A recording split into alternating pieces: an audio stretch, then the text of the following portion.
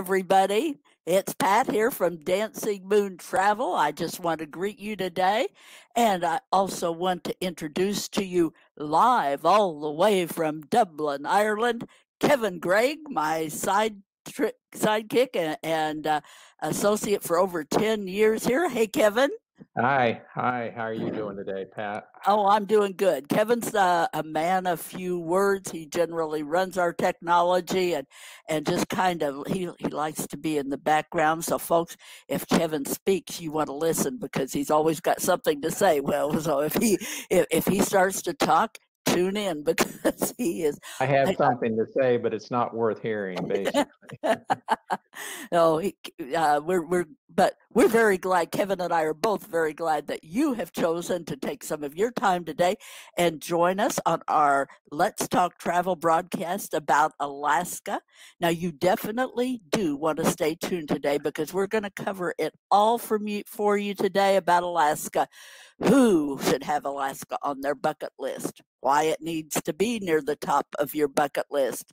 What makes Alaska such an iconic destination? When you should plan to go? Where are the don't miss sites that you want to see? And how you should plan to approach your Alaska journey. So we're going to be giving you a whole lot of information today, and you want to make sure you stay tuned. That sounds like a 4-hour presentation there. Boy, we're going to be talking fast. We're going to try to condense this as much, and questions afterwards are welcome. And please, one quick favor, folks, if you don't mind, and I always feel a little funny saying this because I hate to ask people to like me. I just hate what I got to ask up front. But if you wouldn't mind, whether you're watching live or on a replay, please hit share so people know what you're up to, and hit that like or love button periodically. If we say something cool or we show an image you really like, don't. Just keep your hands poised above it. Don't be shy about using it because with Facebook, all of that adds to an algorithm of some sort that they use that makes us more visible. So if you like our stuff, let them know just by pushing that button from time to time. And be sure to ask questions and make comments along the way. We'll be monitoring those. So we love to engage, and we'll try to answer any questions you have. And if I don't know it, I'll find out for you. So please ask away. Now, Kevin, you and I have been to Alaska. Yeah, and before we get started, I just wanted to quickly say I've been having technical personal computer issues today so if things are slow or things get kind of messed up, it's my fault. Not your fault. It's your computer, Kevin. Nothing is ever your fault. But Pat, I have been to Alaska twice, both time on cruise ships with photography groups, actually. So we're both fans. I've done the cruise tour. So we just want to give you a glimpse of what we've experienced and what we love so much about Alaska. I've never had a client who came back unhappy about their trip to Alaska. So that says a lot. And we want to give you a glimpse of what it could look like for you. So Kevin, could you cue up that introductory video that we have for our followers to see that? Yeah, I was just typing a message there. I was saying hello to Brian, and I accidentally typed brain, I think. I don't know. Hey, Brian, good to see you out there, you and Gail. Things aren't going well here. Let me see. You asked for the video, right? Yes. Here we go. There we go.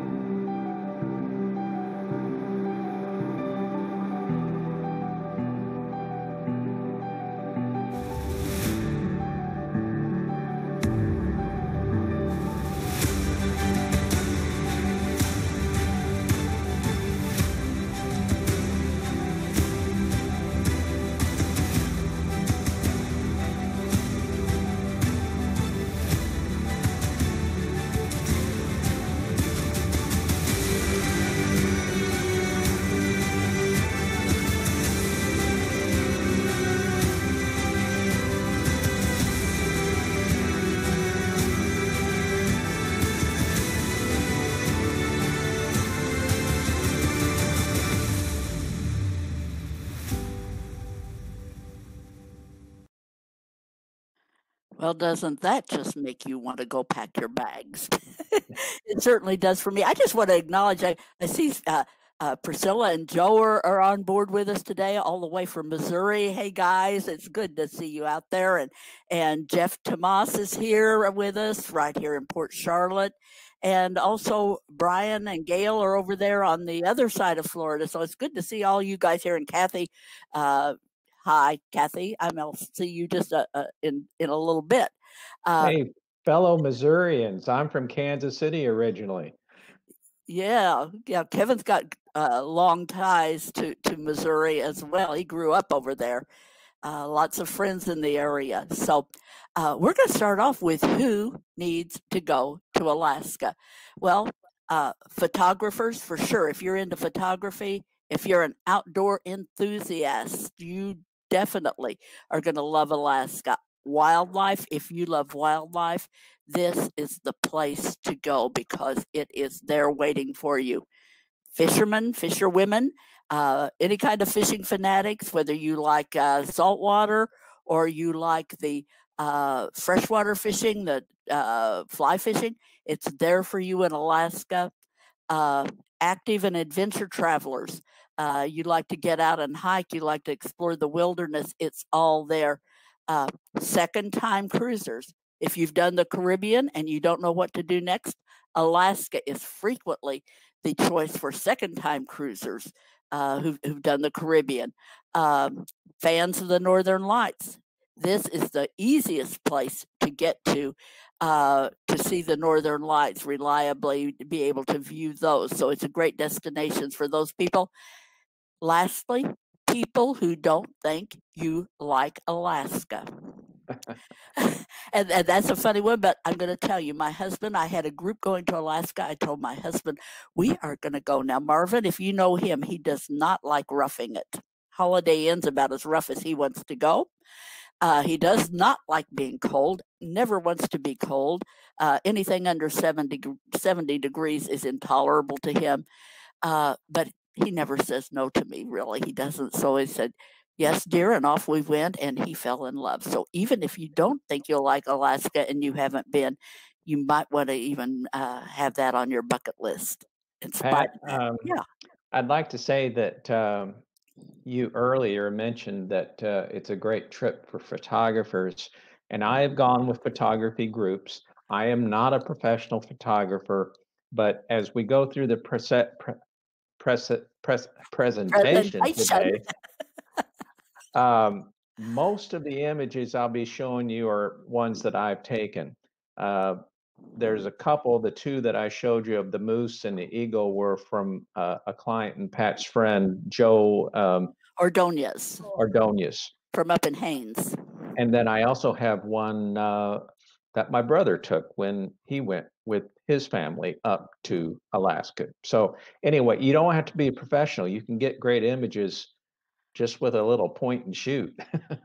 That's true, and that's my kind of photography too, folks. I love photographers, some of my favorite people, but I'm not one of them, but I do admire their work. So then we have the who.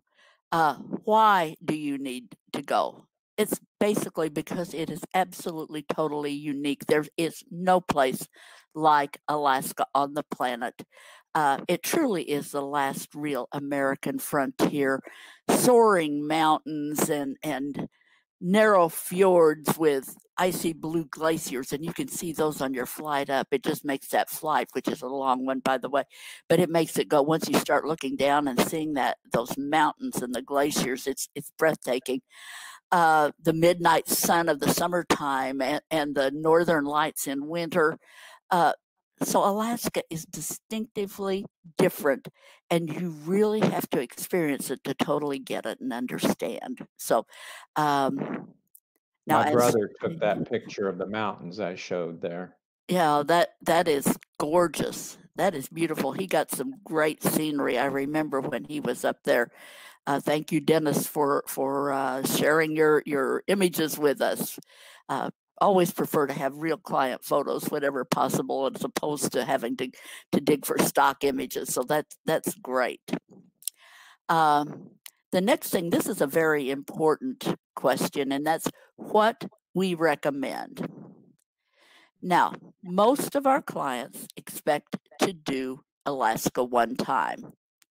And if you are a kind of a one and done traveler and you don't expect to be making many trips to Alaska, and your time and your budget can permit, we highly recommend the cruise tour option. You know, if you can do the cruise only, that's fine. You know, it certainly is worthwhile to do that 7-night cruise. But if you can afford to do the and have the time available to do, say, 10 nights, 10 to 12 nights, and add in the land portion, Alaska is so much more than just the coastline. You have that incredible, unforgettable rail journey from Anchorage up to Denali Park, where you've got 6 million unspoiled acres full of wildlife and spectacular views. And you just, you can't even imagine. Here's a great shot of Denali, and if you're lucky and the weather is cooperative, you could get a view of what they're now referring to as Mount Denali. It was formerly Mount McKinley, but the highest peak in North America. So definitely, if you can do the cruise tour, plan to do that and see it all. Make that airfare count. You're going to go back and forth anyway, so you might as well factor in a few more days and see the interior as well. You will not be sorry. Now, if you have previously done cruise only and you want to do a second trip to Alaska because you missed that interior, there are a few, actually a handful of great itineraries that you can do that gives you more time in the interior and then brings you down into Skagway through the White Rail Pass Railway, which is an incredible rail journey of its own. It's just about 3 hours, but a great way to come down some of the most spectacular scenery in Alaska is that White Rail Pass and coming down, and then you do if you've done that before, you've seen the coast before, you still have, then you hook up with a ship and have a 4-night cruise experience that brings you, you still do Glacier Bay and Ketchikan usually, so you have that abbreviated cruise. It's a great way to see the interior if you've already done the 7-night cruise. So that's one that we highly recommend for second-time Alaska visitors. And then, excuse me, I want to get my notes here because I don't want to forget anything. Now, moving on to the most popular way to see Alaska. Most popular way is the 7-night cruise out of Seattle. And that is, you know, if you have, like a lot of Americans, you have limited time for your vacation and you want to see the coast of Alaska, is amazing. There are fabulous itineraries. You come out of Seattle and you will hit usually Skagway, Ketchikan, Juneau. You frequently will have Glacier Bay on the most desirable itineraries. That is fabulous. Here's a shot. Kevin, is that one of yours? Yeah, all the glacier pictures are ones that I took from the deck of a cruise ship. Wonderful. And you have all kinds of choices. And here's where we would come in, because we do want to match you with the right ship and itinerary for your particular interests and method of travel. Small ships, medium ships, mega ships. There's something for every kind of traveler there who wants to experience Alaska. So there are a lot of different ways, even on this 7-night cruise, to appreciate Alaska in a style that is going to be comfortable for you and your preferences and travel style. One thing I'd like to throw, you mentioned Glacier Bay. It's not just glaciers. The trip going to that glacier was just simply amazing. Oops, that's not it. That's a picture I took as we were going through the real quiet waters heading toward that glacier that we saw. And it was just, there was a low mist hanging down and it was just gorgeous. But you stand out on the deck and it's just surreal. It's just amazing how quiet. We saw a few whales swimming by. It's really a great trip. You know, Glacier Bay is always desirable. There are other fjords that they substitute sometimes for that, but Glacier Bay is like one of the pinnacles of Alaska travel. And you've whales and other wildlife, the seals and sea lions and things like that. You know, the whale breaching there. I mean, you never forget that. This one's out there, obviously, in a little more open water because Glacier Bay itself is very calm. And what typically happens, there are a very limited number of ships that are allowed into Glacier Bay, and that's why you don't see every cruise with that on their itinerary. But when you pull into Glacier Bay, the water is like glass, and your cruise ship will pull in there very, very slowly, and then it will proceed to turn 360 degrees. So no matter what side of the ship you are on, you will get to see the entire view of Glacier Bay. And it happens so slowly that you're not even aware that the ship is moving. It's just, and it's quiet. They're using their thrusters, and it's just, it's breathtaking. It's one of those unforgettable experiences. The rail trip up to Denali and the Glacier Bay experience, those are two things. If you do that, you will have those memories for a lifetime. You will never forget those experiences. Am I right, Kevin? Yeah, if you go, and there were people on the cruise ship when we were going through these calm waters that you see here, were inside. They were not standing out on the decks because it was a little cool. I'm A little like, bit, yeah. come on now. It's This is Alaska. this is a once in a lifetime experience, and it was just so quiet and calm, and it was amazing. And there were people inside in the casino or something. It was crazy. It's hard to imagine, but you know, different strokes for different folks. And if you want to go to Alaska and spend all your time in a casino, we'll make sure we'll book you on a ship with a great casino. What can I say? If that's your priority, we're good with that. Um, the final one is I just wanted to say, if you want to indulge a special interest, if you're into the photography, you want to spend time at Denali, you want to go perhaps combine that trip to the interior with something like a visit to, you want to spend 4 or 5 nights at a lodge where you can be on a private island. You fly in there and indulge your fishing passion. We can make that happen. So we can do combinations customized just for each client to indulge your own interests. If it's fishing or stalking bears and getting pictures, whatever it is, salmon bakes on top of a glacier. There's options to suit just about all interests of the adventurer. Whatever your preferences and what you want to do in Alaska, there are going to be options, and we're happy to customize a trip that's going to suit exactly what you want to do in Alaska, even if it's not a standard cruise tour. We can customize the experience for our clients and enjoy doing that. So I think that kind of answers the what. Where? Now, you know, I know we're talking to Alaska, but when we recommend everywhere when you get up there. You know, you have the city experience with Anchorage, which is a thriving city. It's beautiful, and they've got some great museums, particularly about Native American heritage and Alaska history. So that is a great place to start if you're doing the land tour, to get into to see Alaska from the city perspective.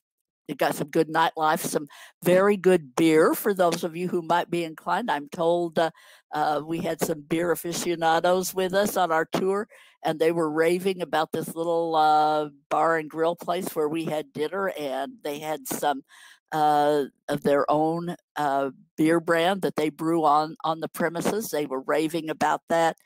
So then you have Denali and Fairbanks, which is another big city, great place to visit, and lots of things to see up there. Glacier Bay, Juneau, Sitka. There's so many different places to visit. So when you go up there, make your airfare count. You're going to pay for that flight anyway.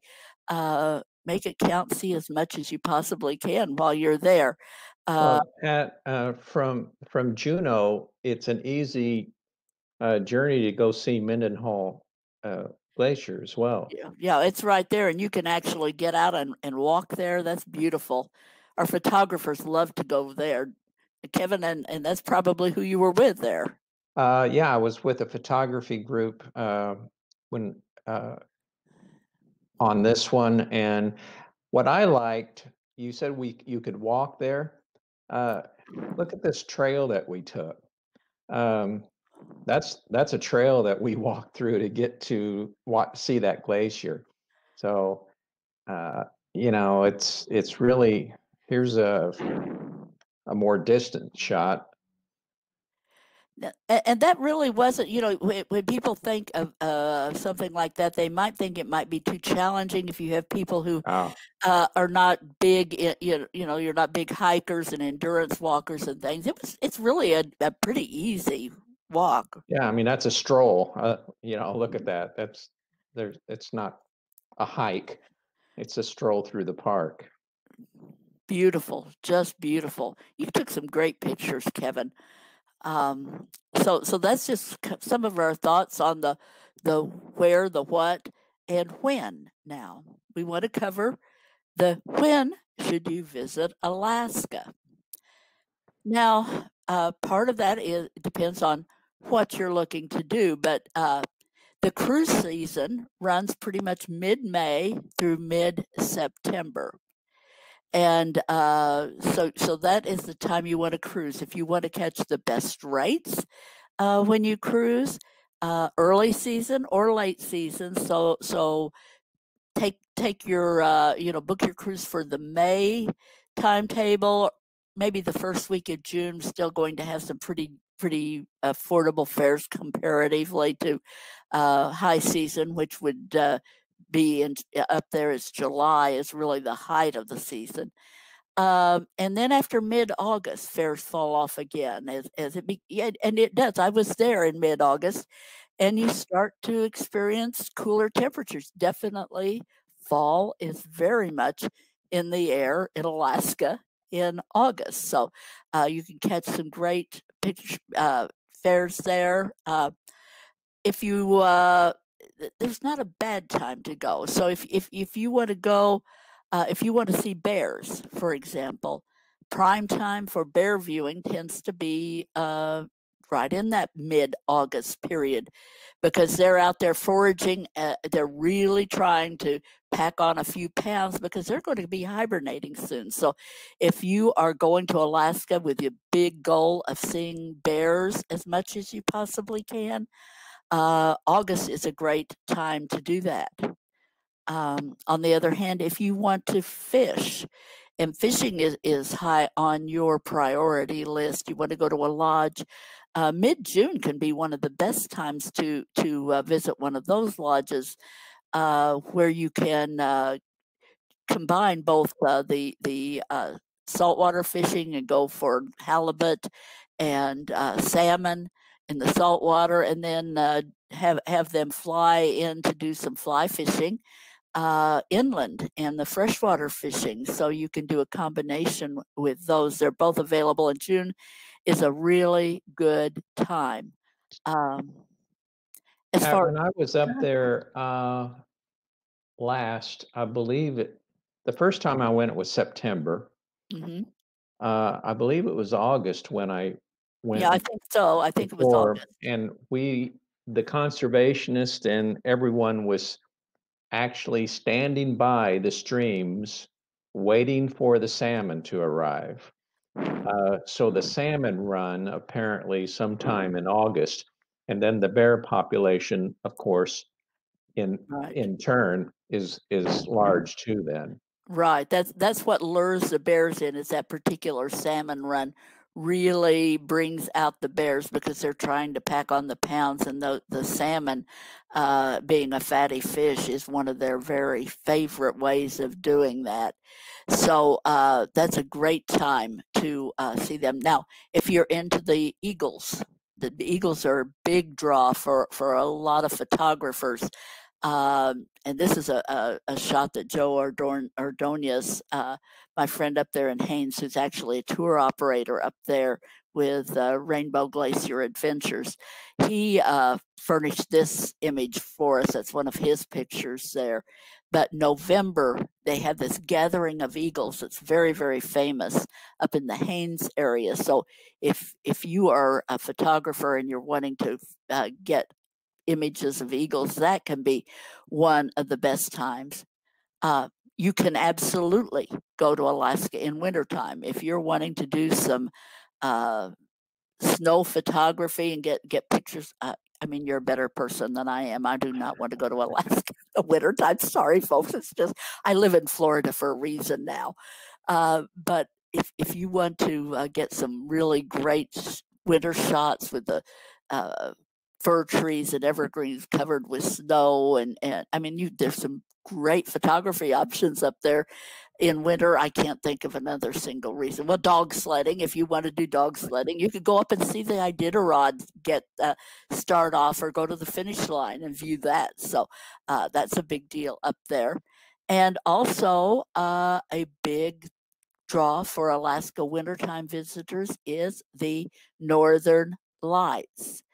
They are very popular with a lot of people, and highlight. I mean, kind of the season from that for them tends to be like October through April, but February tends to be kind of the height of the season. And we can arrange for you to go see the Northern Lights from your own private glass domed igloo just outside of Fairbanks. So if Northern Lights is your thing, we can arrange that for you. It will definitely be an unforgettable, one of a kind experience. So that is just some of the wins of when you could go. And that just leaves us with the how. So by far, the most popular, as we said, is visiting Alaska by large cruise ship, the 7-night journey from Seattle. Some of our preferred providers include Princess and Holland America, Norwegian Cruise Lines. There is one very famous, well-known cruise line that I don't book a lot. In fact, I've only booked once in Alaska. They're well-known. They're a great choice for families, but their itineraries, they keep you on the ship more than any other cruise line. I don't know if any of you would want to go to Alaska to stay on a ship. Most people are going to explore Alaska. But if you really want to do a family cruise and with this particular carrier, I'm happy to book it. I just don't think their itineraries measure up, and for most people, that's what you're going for. So among those ships, they all have itineraries that include Glacier Bay, which is one of the big draws for people. And they're also terrific. If you're turned off by the big ship, they're not for everybody. But if you're turned off by the big ships, a lot of our clients prefer a small ship, more intimate experience. Maybe you're a luxury traveler. You want that 5-star amenity. And yes, you can have that in Alaska. You can do 5-star luxury on a small ship. And you can also do adventure where you actually get off the ship, they have a platform where you can get into kayaks and paddle around and just see these glaciers up close and personal from your own kayak as you paddle out there from your ship. So two of our providers for that, I love Regent Seven Seas. Crystal always has something up going on in Alaska. And Uncruise Adventures is always a good choice for the adventure traveler, where you're not really, don't consider yourself a cruiser, but folks, it's just, the best way to see the Alaskan coast, and really the only way to see the Alaskan coast, is to get out there on some sort of ship to be able to visit these ports. Some of them are accessible either by flying in or by water, so the efficient way to do that is by ship, whether large ship or small ship or medium-sized ship. We have providers that do all of them. One of my personal favorites for seeing Alaska happens to be Holland America. It's a great choice for people who like the mid-size, more intimate vessel. They have some of the best itineraries as far as the cruise tours, in my opinion. And I love their cruise experience that they offer with those mid-sized ships. Now, if you're looking for something with climbing walls and go-karts, they are not going to be your cruise provider of choice. In that case, we have Norwegian to fall back on. But those are just a little bit of the information about the how. Just something for everyone, and we'll be very careful to match you with a provider that suits you best, respects your budget. Frankly, folks, I'm just going to tell you, Alaska is not the cheapest destination where we can send you, but it is one of the most unforgettable, one of my top 3 personal favorite destinations that I have ever gone. So somebody's asking what the temperature is in March. Cold. I don't know exactly, but I think probably you would maybe be getting above freezing if you're near the coast. See 40 degrees on a average day there, perhaps. Surprisingly, the coast is not as cold as you might think. When I lived in Minnesota, we were frequently colder than they were in Anchorage, because they have that coast which moderates the temperatures. So some parts of Alaska may not be as cold as you might expect, but it's certainly not a place where you are going to don your sun shorts and be out there sunbathing. It's just not that kind of destination. I would really, yeah, go ahead. One of the favorite things that we did both times that I went is we took a little boat and went out to Haines. Oh, the ferry, yeah. And I have a few pictures from Haines. One, this is from the ferry as we were going to Haines. Now, I can't remember. I think it was about a 20-minute, 30-minute That's about ferry right, ride. yeah. Yeah. But then once you get there, some of the things that you see, we saw bears on Haines, running waters, totem poles, just beautiful scenery. All these were from the Haines trip, and I would go back there in an instant just to go back to Haines. It was really amazing there. Now, Haines is great. You can usually the ships will stop in Skagway, Right. and so then you get the ferry. Okay, 7-day cruise. Brian's asking, what would the pricing you could expect when going on a 7-day cruise with a land package? I would say, depending on timing, $6,000 per person would be a starting place for that. Ranging from 6,000 to 9,000. A lot of it depends on what time of year you go, what, and what kind of stateroom you prefer on the ship. And what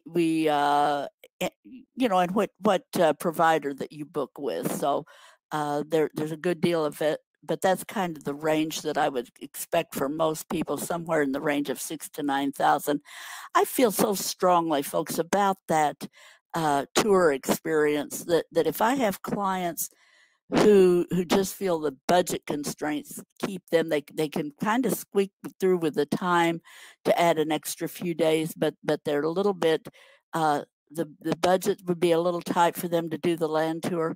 I would really rather my clients delay their trip by a year, save up a little extra money and plan for that tour, if at all possible, if they're going to do it one time. That's how strongly I feel about the tour, because it is really worth the extra time if budget can be stretched. So just a little bit of information about that. But when should you plan to book your trip? A lot of people book a year out for Alaska, so there's no time like the present. If you want to snag some of the best space available, it tends to fill up early. Particularly the land tours tend to book out early with the best itineraries, most that have what I consider the best itineraries. So booking early is always good. It's not too early to start booking now for 2022, actually, if you're thinking of doing Alaska. And we are always happy to, you book with a modest deposit that's per booking is somewhere usually between right around $250 per person, so $500 per room is an average for deposit on your cruise or cruise tour. And we're happy to take payments over time. A lot of our clients makes them easier to budget. They just prefer to, they don't want to charge it on their charge card. They just prefer to make periodic payments. And we are happy to do whatever works for our clients. Definitely works for us. So, Pat, one thing that when we were talking about the weather and cool weather and things like that, and that it can get cold out on the deck, here in Ireland, one thing they talk about is that it's not the weather, it's just that people don't know how to dress. yeah. So if you come prepared, the weather is not an issue really. Yeah. If and we're gonna be a resource for you when you want to know how do I pack. Layers is key to travel in Alaska. You're probably going to, when you get off the ship in the morning, you're going to find it's pretty chilly. By midday, you may start to feel quite warm, so you're starting to shed things. So just really, really want to keep that in mind. Dress in layers. Start with a t-shirt, add a sweatshirt, a mid-weight jacket, gloves, a scarf, a head covering. All of those are important because you can have wind. You could be prepared for some precipitation because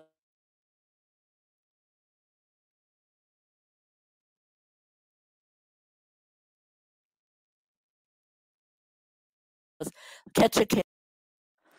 We just had some kind of a little blip. I'm not sure what happened, but it looks like everybody's still there. Yeah, it froze there for a minute, Pat, and I don't know if you saw the message from Priscilla there, but I do that. Priscilla, we can help, and now is definitely the time to book that. I'm delighted to help you with that. I am. It would be an unforgettable anniversary, and it's nobody on this planet that I'd rather help than you guys. I've known you, Priscilla and Joe, for I don't even know how many years. They go back to my St. Louis days when Joe was playing music with the Country Fever Band. So great time. We were big friends back then and continue on to this day. So maybe if this ever gets over with, we're going to get up there and see our friends in St. Louis some one of these days if this virus ever leaves us alone to where we can do that. But anyway, Priscilla, I will definitely reach out to you. And if anybody else, if you're interested in getting your want more information, just reach out to me, because now is a perfect time to start planning for 2021 for sure, and even into 2022. It's not too early to start thinking about those trips for 2022. So anything else, that any last minute questions that you want us to address?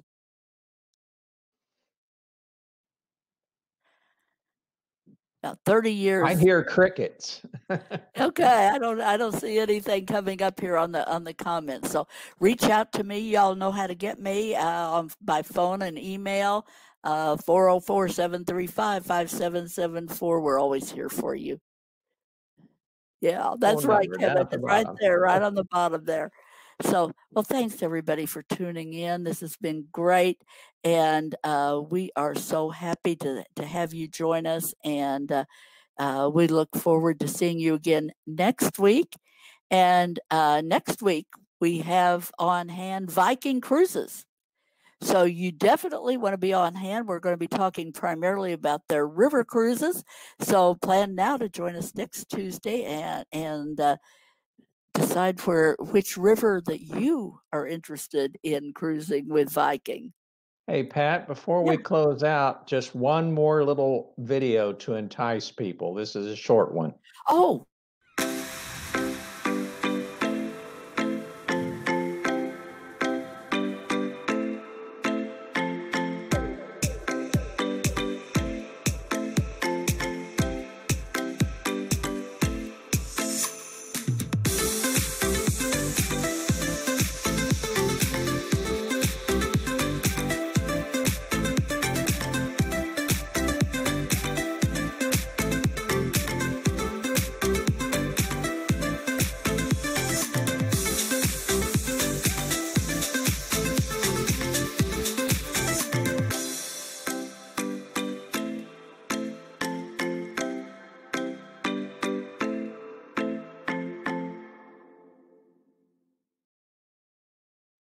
wow, just breathtaking. That pretty much captured everything you talked about, Pat. So I just wanted to wrap up with that.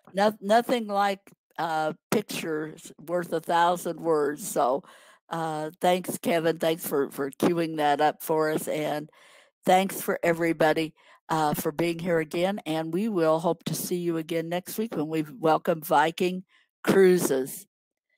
Thanks, everybody. And thanks, everybody. Talk to you all later. Bye for now.